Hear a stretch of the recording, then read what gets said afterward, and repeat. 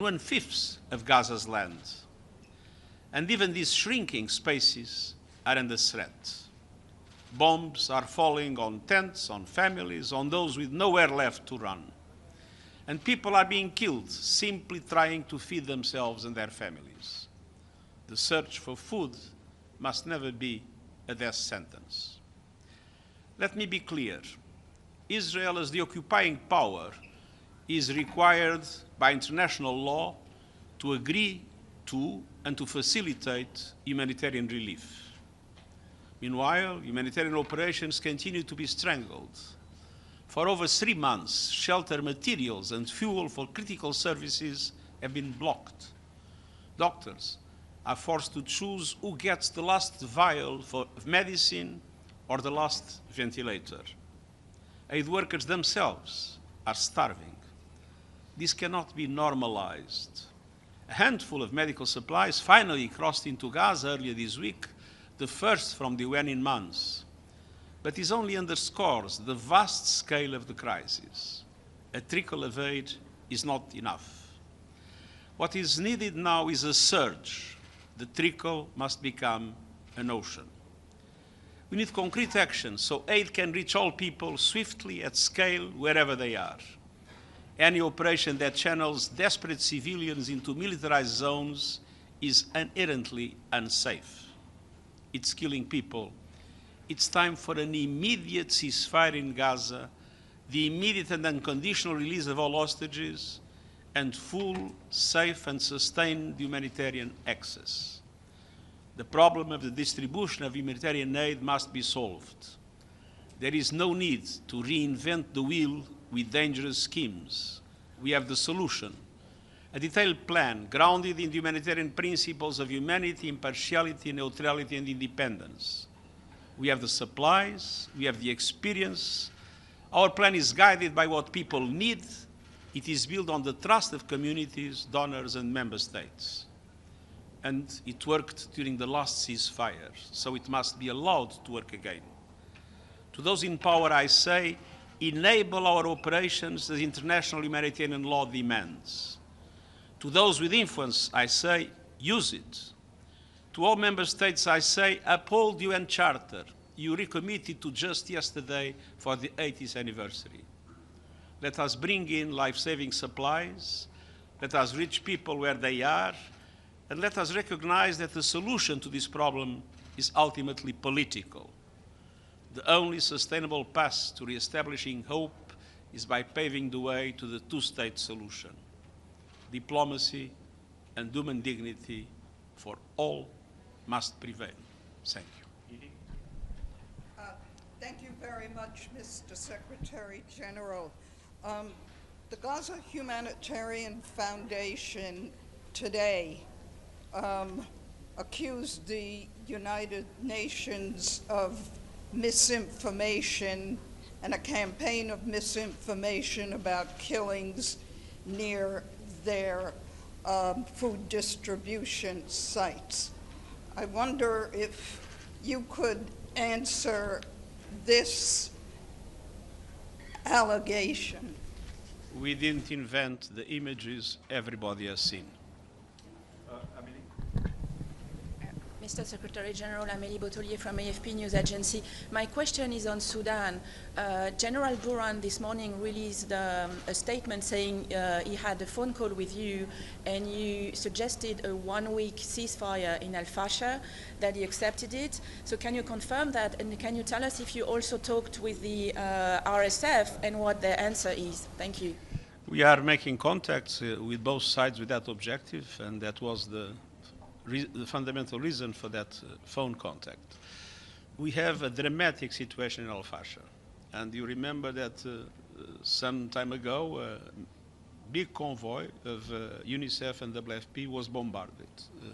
The people are starving and in an extremely difficult situation. So we need to have an amount of time of truce for aid to be distributed, and we need to have it agreed with some days in advance to prepare a massive delivery in the Al-Fasher area. I am hopeful that I had a positive answer from General Burham, and I'm hopeful that both sides will understand how vital it is to avoid the catastrophe that we are witnessing in Al-Fashir. Gabriel? Mr. Secretary-General, good morning. Gabriel Elizondo from Al Jazeera English. There was a report in Haaretz Israeli newspaper this morning, sir, that I want your reaction to. There were Israeli soldiers that admitted that they were ordered to shoot unarmed Palestinians while they waited for aid. What is your reaction to that report, sir? And second question is it now time for member states to sanction Israel to get it to comply with international law?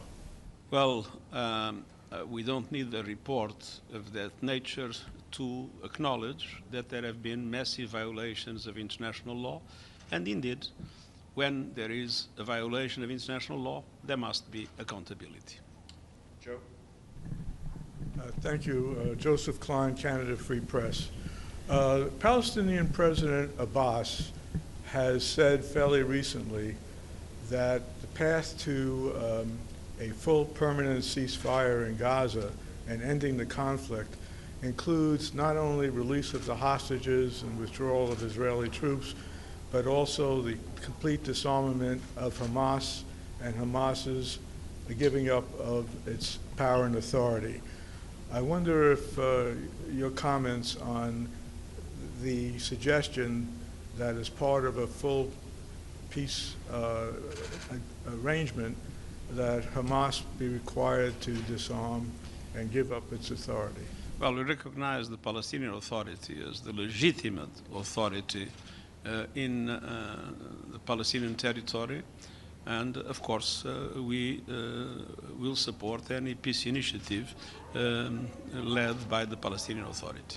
Thank you very much. Thank you. Thank you.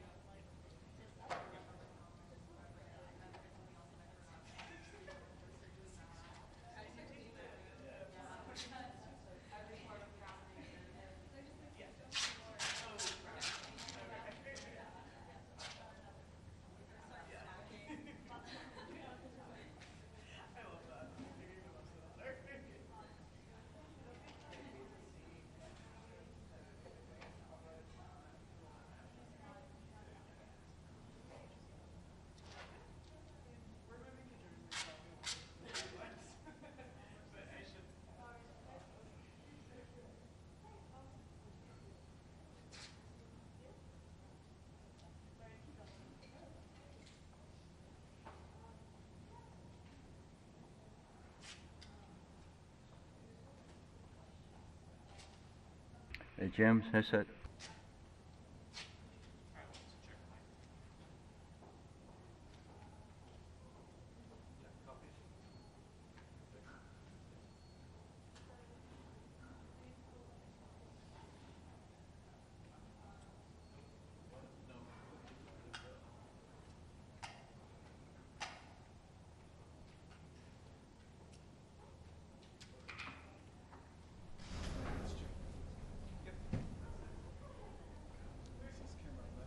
Testing 1, 2, boom, left, left, boom, 1, 2, 3, 4, 5, 6. 1, check, check, check, 1, 2, 3, 4, 5, 6.